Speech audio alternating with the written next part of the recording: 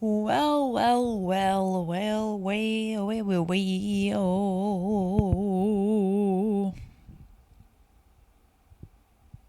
My throat hurts. And my tummy's full. And I am late to posting. I'm working 5 days in office, okay? Give me a break. Oh my God, guys, it's so hard to just be a boss. I don't know what to tell you. It's really, really hard being a big boss. Being a big boss in New York City, okay? It's being really hard. Enough.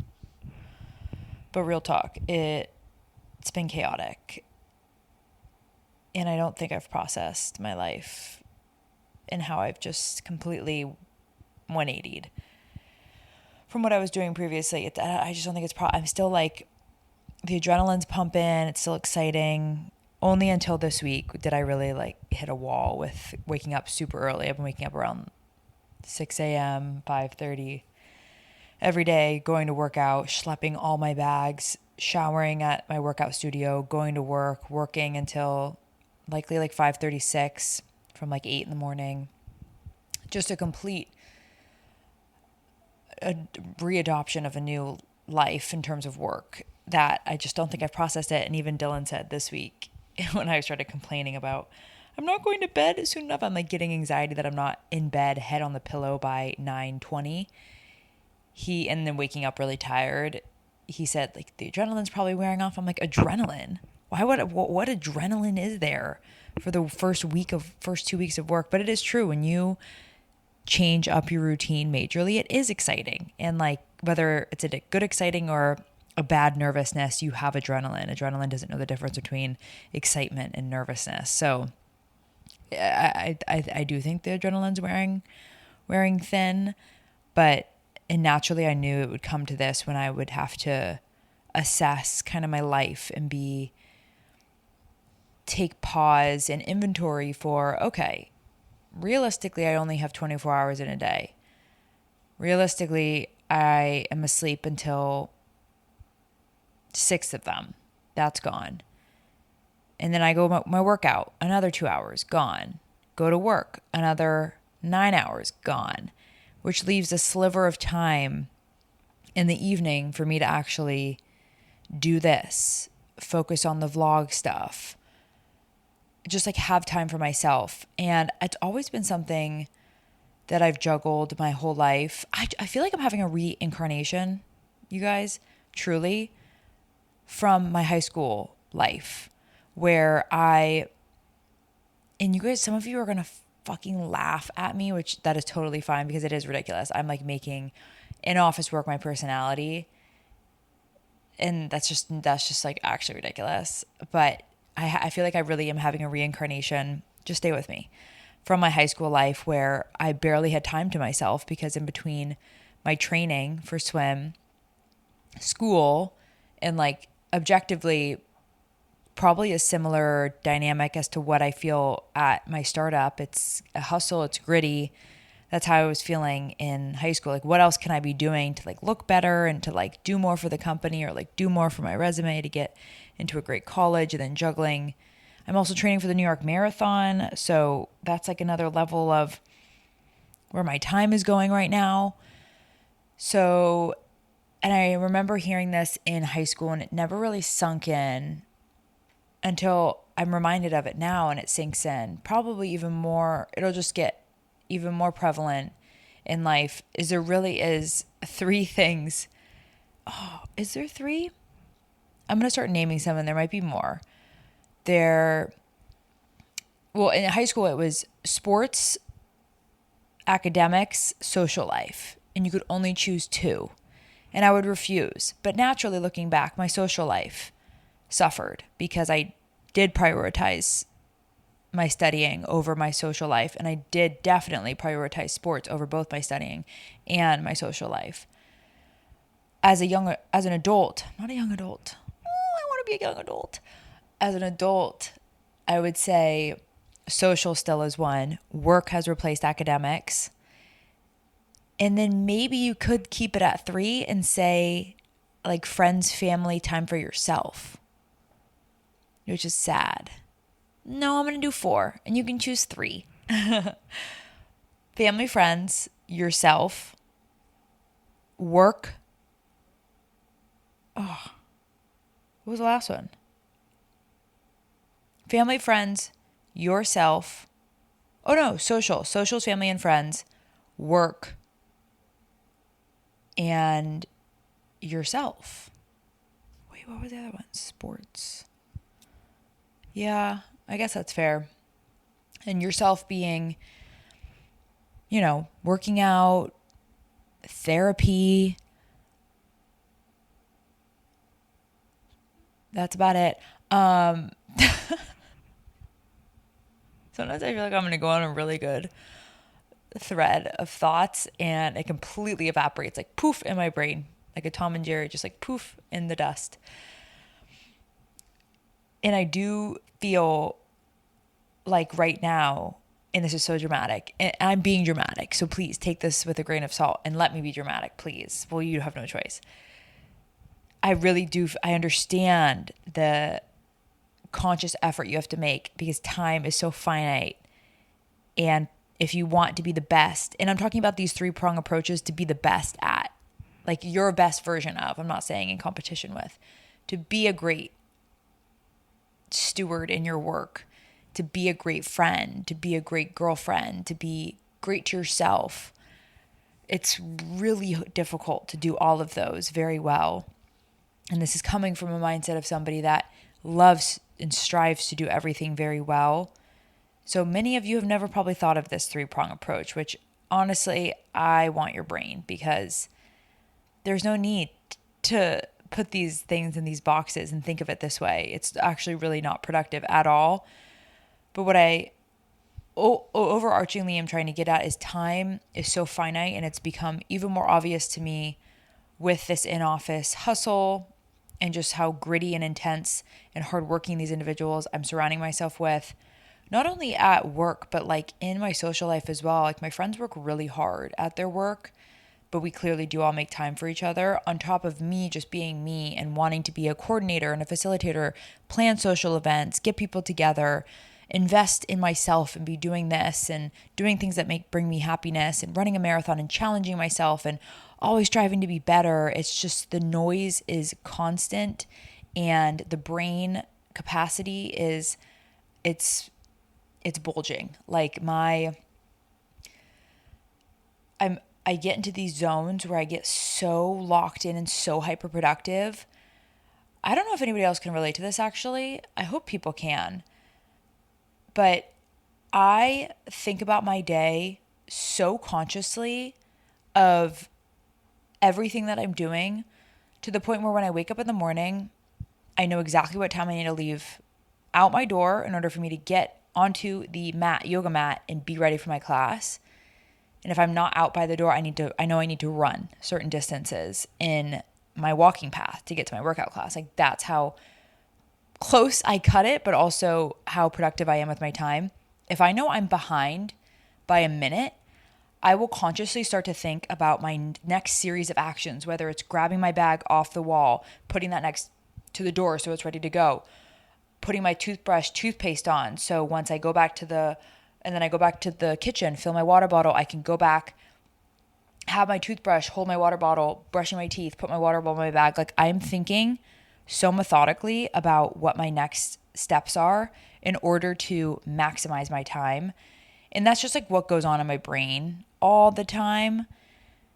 I'll be about to join a meeting at work and I'll think of, oh my God, I need to chat Amazon about that. Oh my God, where is the package that I ordered to the office and I still haven't had in 5 days? Got to follow up on that. Probably will need to call DHL. So got to put their customer service line number ready to go to fire off when I get off this meeting. Should queue up my follow-up email so I'm ready to go and can be efficient with my time. Queue up, it's just the capacity.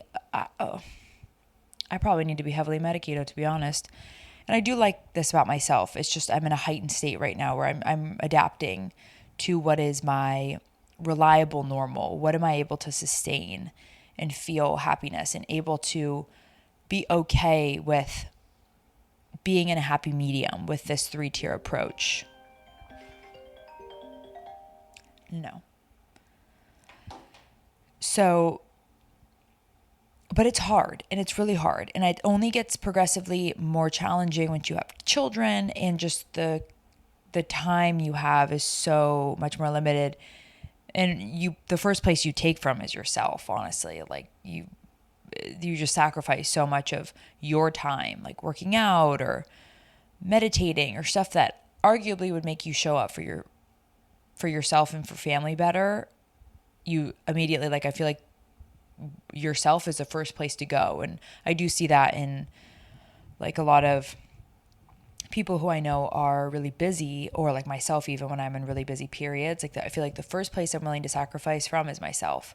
Missing a workout, which like actually breaks my heart, or, not taking time to be like, oh my God, I'm really stressed out. I'm going to watch an episode of Real Housewives, even though I have so much to do. I just need this for my mental health to take a step back, going on a walk. Like all of that stuff is just so, so difficult for me to even do, that it's just immediately the first place I would go from it is myself. But all that to say, it's been a really good adjustment, and I'll continue to tune you guys in as to how I'm adapting to this. I'd say overall, I think why maybe I'm having such a heightened state of productivity is I really am feeling more productive than I ever had this past year and a half, of just like getting after it, waking up in the morning, getting my workout in, getting to the office early. Like literally I'm forgetting to eat. That's how locked in I am. I will never ever need to have and I've never tried Adderall. I will never need to have a prescription, because I think it would have the reverse effect, honestly. The chemicals in my brain would be like trying to latch onto the receptors of like focus or whatever. And those guys would be so locked in that these guys would have no idea what to do. They would just F off. And then I'd probably be like in a coma of just bliss. I don't know. But I'd never need to do Adderall ever. I can really lock myself in often, to the point where like I'm forgetting to eat, which is often what happens with people when people take Adderall. So, but it's been a great adjustment. I definitely feel just like a lighter sense of, I feel like I'm with the community. I feel like I'm with the community of New York, waking up in the day, hustle and bustle, getting out there, getting my outfit on, lugging my bags, doing my workout with all my other corporate girls at my early morning classes, really quickly showering, getting it together, and just like going on the way, and just knowing that we are all doing it. It's not that serious. We're all going on our merry way anonymously, from our workout places to our corporate jobs, sitting in our corporate jobs, doing the things, talking to people, knowing what we're doing, not knowing what we're doing, pretending we know what we're doing. It's just such a pot of just, it's not that deep, and also leads to series of events in your life. If you're someone like me who tends to overthink, which comes at the cost of having a lot of anxiety at times, but also thinking really thoughtfully about life. An overthinker, I think, often can tap into both of these markets. And with that, I do get seasonal waves of, and this does happen actually as a symptom of a lot of change, of having existential crises. And I feel like I'm having existential crises about existential crises. Like, what is my life? What am I doing? How do I know what I'm doing? How do I know this change I'm making is actually going to be good? This company I joined is going to be good. Running the marathon is going to be good. Living in New York for this long is going to be good. Like, just questioning everything and questioning how I even ended up here and why I ended up here and if it's still right for me, and just total, like, rotting my brain. This isn't possessing me in any way. It's just been something on my mind. And ironically, Emma Chamberlain, one of my favorite content creators, as many of you know, which, by the way, she's literally 22. Like, this is her maturity level. Her articulation is just beyond what I could have ever imagined for a 22-year-old that is an only child, by the way. Like, how do you have the social awareness about yourself and about the world as an only child? No offense to the only children, but sometimes you guys are a little off sometimes. Or sometimes, actually, you could say that you're taking so much in because you're so observant, because there's really not that much occupying the home life like by siblings, like there's not a lot entertaining you or look at, that it probably allows you to have a lot of like internal dialogue.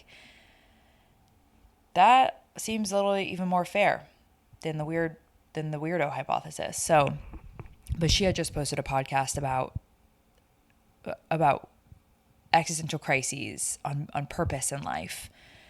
And also why this is coming up is because I'm thinking about time in my life and only having a finite amount of time in a day, in a week, in a month, in a lifetime. And how you spend your time is your purpose. Like where you make time for what you love and what you need and what you care about.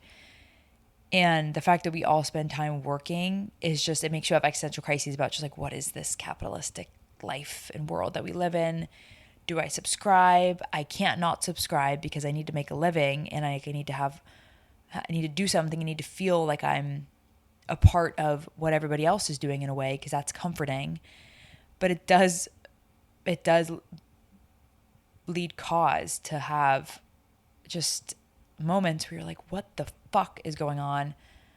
I don't know if I like this. I don't know if I like myself. I don't know, how did I end up here? And I'm back now to that original dialogue that I was sharing with you. And I promise I'm not freaking out. But I do think it's a really important question and an impossible question to answer, and is a lifelong. I don't think if you set your life out to find a purpose, I don't think you're ever going to find it. I actually am becoming more opinionated in the fact that if you grow desperate for something, whether that be a boyfriend, a girlfriend, deep friendship, money, status, career, celebrity, like anything, if you become desperate and strong, like just like need something. No, it's more just desperation. To need something is fine. Desperation is different. It's a deeper vulnerable level, and it's like a stoop. You're stooping down level.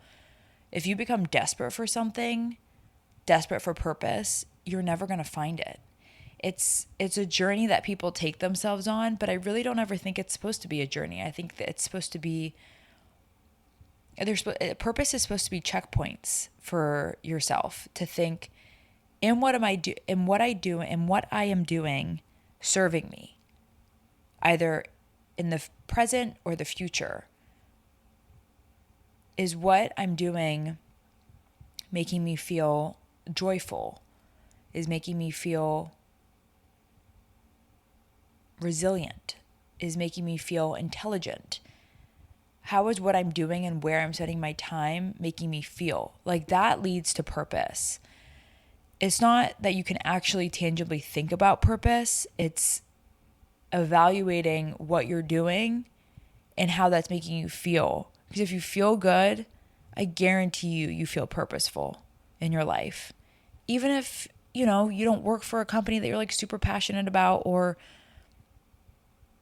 I would say like you don't have great friends, but that would definitely suck and not make you feel purposeful.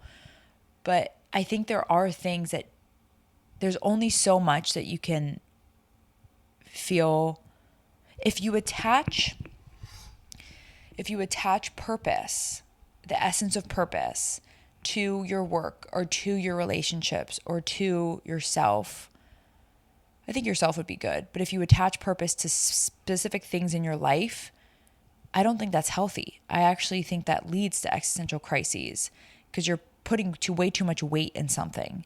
Whereas if you could attach purpose to an emotional feeling, a state of flow, a feeling like you feel just like alive and surrounded and comforted and involved and communal, and like what makes you feel good at the end of the day, I feel like that is purpose. And that's how I'm telling myself I feel purpose. But Emma Chamberlain has something really sweet to say, and she actually was able to tangibly, for right now in her life, could be subject to change, said that through like learning more about herself and developing her podcast and online presence and just seeing what it's done to the masses of her fans and people, she's realized that her purpose, in part or maybe fully, is to be a comforting person. And I thought that was really sweet and just so distilled down to something just so tender, because it almost feels like it feels altruistic in a way, which I know is like not a real thing, but it feels like a very selfless thing to admit. And she like, I feel like she really feels it as well, that her media that she puts out, whether she had intended to do this in the beginning, I don't think so. Whether she didn't realize this until the last few years, which I think she had mentioned was the case, that ultimately over time, in times maybe where she was like, I don't even know why I'm doing this. Like, why am I continuing to put out all of this content? Like, yes, people are consuming it, but like, what is it doing for me? That she realized what it's doing for her is that she's doing something for people and being really comforting for people to consume what she puts out, because they love her aura, they love her essence. For me personally, her videos and her vlogs are just like very calming, very peaceful. They're very artistic and different than other creators' media. It's just like less traditional, that what she does. And she just is a very earnest person. But these existential crises, I think, are very important to have. And it seems scary and daunting, and maybe in ways you've actually had some of them, but not known. Because I don't think people that, if you're not thinking existentially about things, I don't know, I'm like kind of pressed to think you don't think about the fact that you're a human on this earth. Like, why are we here? Why are there so many of us? How do we all decide that all of a sudden we were going to wake up every single day, go to our workout classes, and then go to this job that's like paying for our life? How did this come to be? And that seems so surface level, but if you sit with that thought for a little bit, like, I promise you, it's going to stir something in you that you're like, this is so uncomfortable. I feel so vulnerable and so unimportant. And then that brings you back to the whole, okay, how can I feel important? How can I feel purposeful?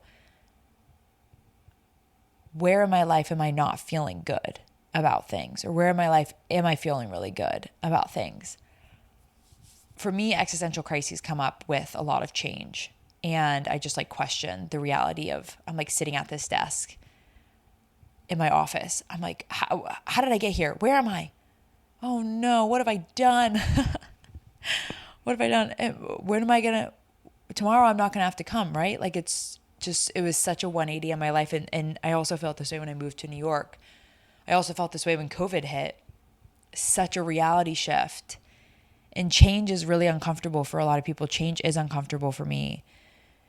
But and I do lean into it, maybe, I think, a little bit more than some of the people I know in my life, because I've faced a bit of change in my life that I'm just like, oh, you can't stop it. You got to just lean into it. But I still have very normal feelings of like, WTF, I don't know what's going on. This life feels unreal. Do you guys ever have this where in my manic, when I'm getting ready for work or getting ready for my workout, and I'm thinking methodically, like I've mentioned, of all the next steps I'm going to be taking in order to get myself out the door, to get there on time, I like will drop something inevitably because I'm just careless and moving really quickly. And I like will drop something and stuff will spill everywhere. Like, my rice bowl will go everywhere. My foundation will spill everywhere. And I like see it happening in slow-mo. And I'm like, there's no way this is real life. Stop, rewind, take that back, pluck that thing out of my memory, out of my head. That's not real life.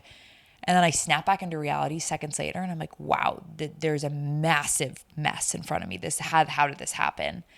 And that's because I get such an intense operating mode of just go, go, go. And I like literally lose my sensations of like presence, which definitely makes sense as to why I would be having existential crises. But yeah, it's just, life is so weird. And oh my God, life is just strange. people are weird. I'm weird. There's just there's just like not a really specific way to articulate it other than it's okay to have uncomfortable feelings about where you are in your life, and it's okay to not be comfortable enough to want to change them. It's okay to want to change them and then have regret about it. There's no exact blueprint as to how we should be living our lives. I think the only thing that you can help direct you is, how do you feel on a weekly basis? What are things that made you feel really good, and like chase that sense of feeling, and ultimately can help you just naturally feel a sense of purpose in your life. Funny story, actually. I was going to record this like 2 hours ago, but my family and I actually had like our first like family therapy session, as in my dad and my sisters, because when we were in Vegas for the Backstreet Boys with my sisters, when they wanted to go see them at the Sphere, something like came up in one of the Uber rides or maybe at dinner. We were just like discussing our family and stuff that's happened to us. And it came up that maybe we need to go to therapy for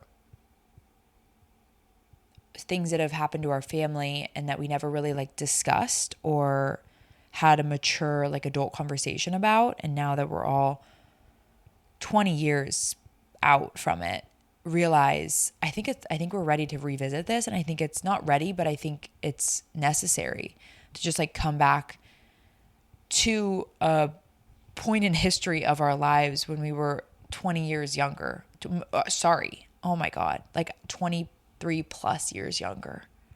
So we had our first session today, and I had to literally race home from work. I was sweating. And that also, it also just like confused me. Like, not only am I sitting on a Zoom, like having a therapy session, crying with my family, which is just such a weird thing, a very amazing thing that we have technology that can allow us.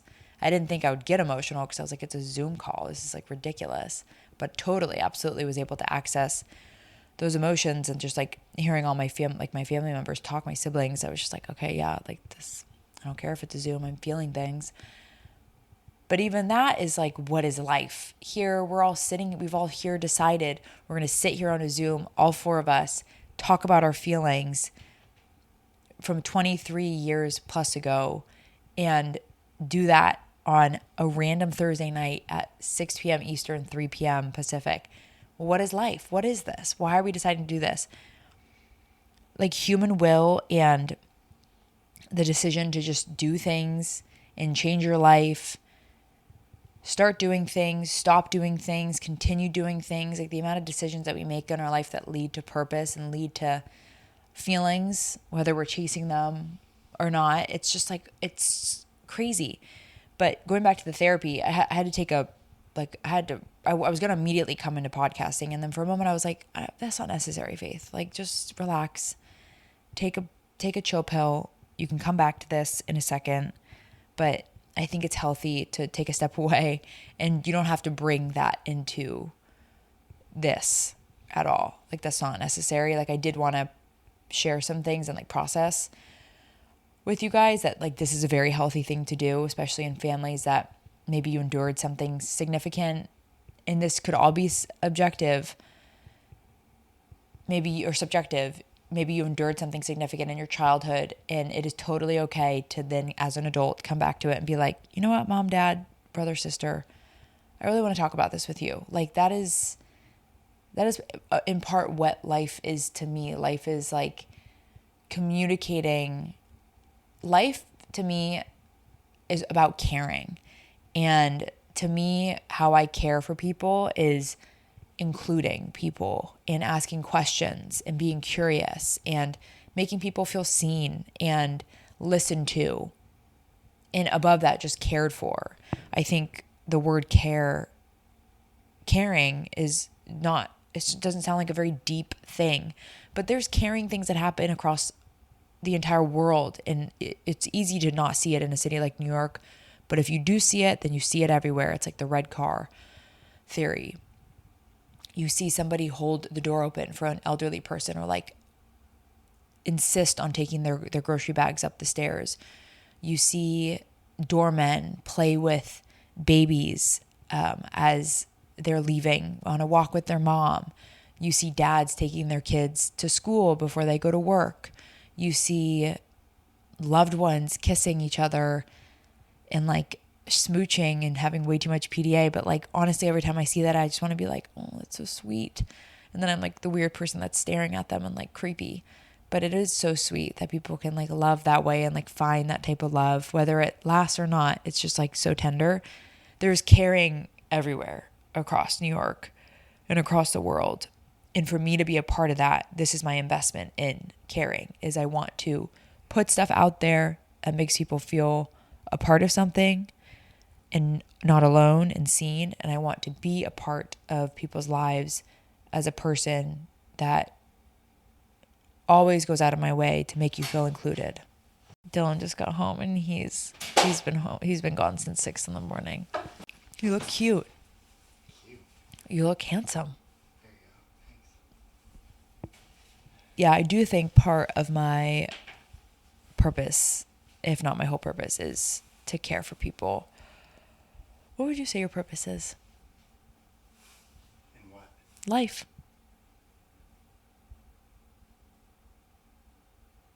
That's a hard question. I know. I thought about this for the past few days, to be fair. So, what'd you say? To be an ass? To kick ass. Oh, to kick ass. I'd believe either, to be honest.